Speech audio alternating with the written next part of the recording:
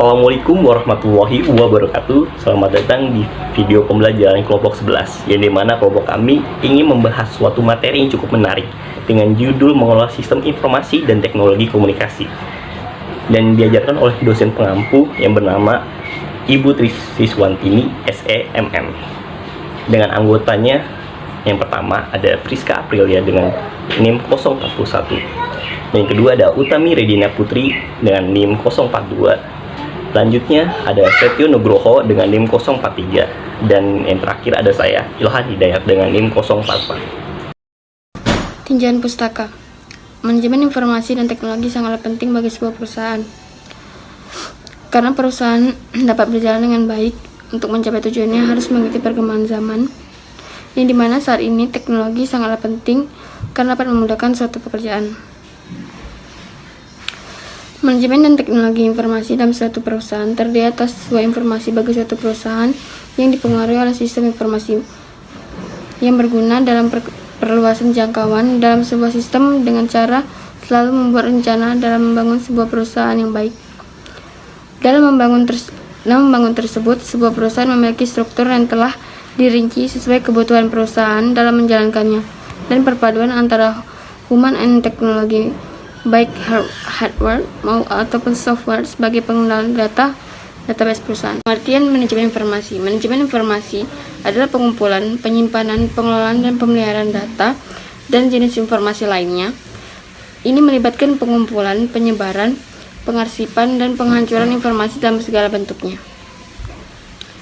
Sedangkan sistem informasi manajemen adalah sekumpulan proses di mana data dapat diolah, dianalisis, dan ditampilkan supaya data tersebut menjadi berguna untuk kebutuhan pengambilan suatu keputusan.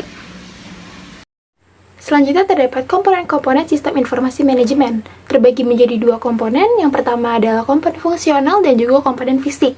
Dalam komponen fungsional terdapat 5 bagian. Yang pertama adalah sistem administrasi dan operasional, yang kedua adalah sistem pelaporan manajemen, ketiga adalah sistem pencarian, dan yang keempat adalah sistem database. Lalu kelima ada manajemen data. Pada komponen fisik terdapat perangkat keras atau hardware, terdapat perangkat lunak atau software, dan juga database serta jaringan data. Lalu ada fungsi dan tujuan sistem manajemen informasi. Fungsinya adalah yang pertama memberikan kemudahan pada bagian manajemen untuk melakukan perencanaan, pengawasan, serta pengarahan kerja bagi semua departemen yang dikoordinirnya. Lalu yang kedua adalah meningkatkan efektivitas dan efisiensi dalam pengolahan data. Yang ketiga, meminimalisir biaya dan meningkatkan produktivitas pada suatu perusahaan. Dan yang keempat adalah sarana peningkatan sumber daya manusia. Lalu terdapat tujuan juga. Tujuannya yang pertama adalah menyediakan layanan informasi dalam perhitungan produk, jasa, maupun tujuan lain yang menjadi target dalam manajemen. Yang kedua adalah menyediakan layanan yang dapat dipergunakan menjadi media pengendali, perencana, evaluasi, serta sebagai sarana perbaikan yang berkelanjutan.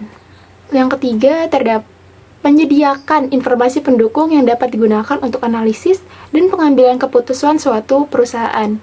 Yang keempat adalah memudahkan pekerjaan dan pengelolaan manajemen dalam suatu perusahaan.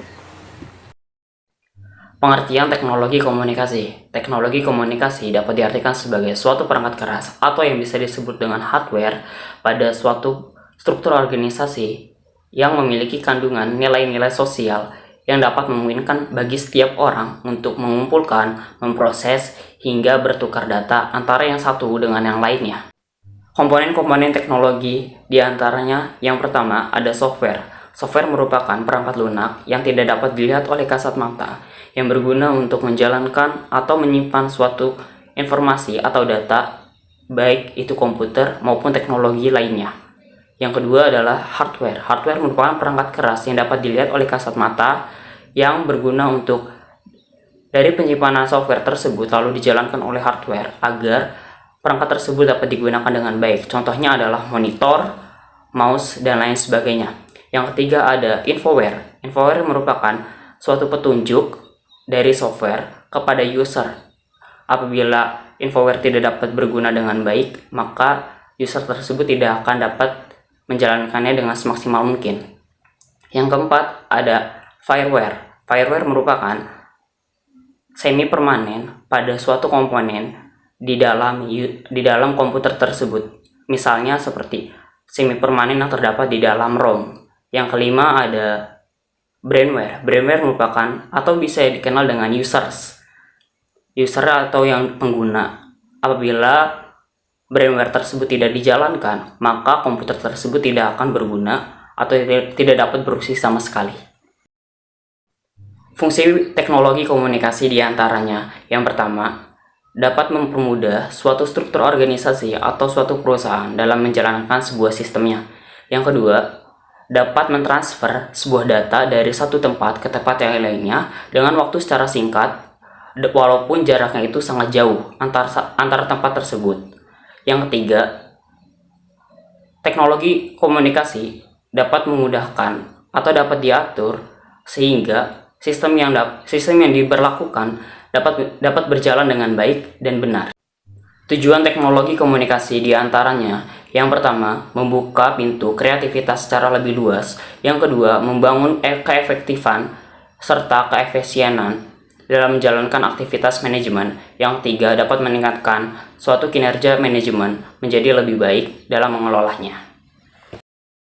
Baik, teknologi bisnis baru dalam era reformasi, yaitu pada saat ini sudah mulai mengalami perkembangan teknologi yang cukup signifikan, sehingga untuk meningkatkan kinerja para karyawan dalam suatu organisasi memiliki peran yang cukup penting, karena pada dasarnya sistem ini membantu pekerjaan dalam menyusun suatu strategi seperti apa saat melakukan kegiatan ke depannya, pengendalian dalam memecahkan permasalahan teknis, menganalisis permasalahan tersebut dengan mencari suatu solusi dalam pengendaliannya, mengevaluasi kinerja karyawannya dengan tepat sehingga organisasi akan mencapai tujuan dengan efektif dan efisien. Perkembangan teknologi sekarang sudah memperbarui strategi operasional kegiatan suatu bisnis global maupun e-bisnis dengan meningkatnya perkembangan semakin ketat. Jadi kayak komunikasi di sebuah perusahaan antara manajer dan karyawan itu dibagi menjadi dua. Yang pertama adanya data komunikasi network, terdiri atas internet, World Wide Web atau yang kita kenal WWW, intranet, dan extranet. Dan yang kedua adanya Electronic Information Technology atau yang disingkat dengan AIT, yang memiliki fungsi terhadap perusahaan, yaitu dengan mempercepat suatu jalur transaksi antara pelanggan dengan perusahaan lainnya dan memberikan suatu penyediaan yang komunikasi dan berkoordinasikan. Nah, selanjutnya ada pengaruh sistem informasi dan teknologi komunikasi bagi manajemen.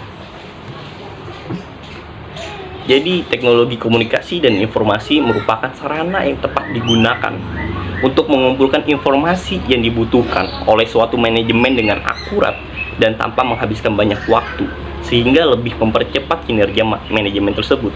Sedangkan sistem informasi manajemen dapat digunakan sebagai bahan pertimbangan oleh pimpinan dalam pengambilan keputusan. Dengan kemudahan inilah suatu manajemen dapat menjadi efisien. Sekian, terima kasih. Mohon maaf apabila ada kesalahan kata dari kami. Kurang lebihnya mohon maaf. Wassalamualaikum warahmatullahi wabarakatuh.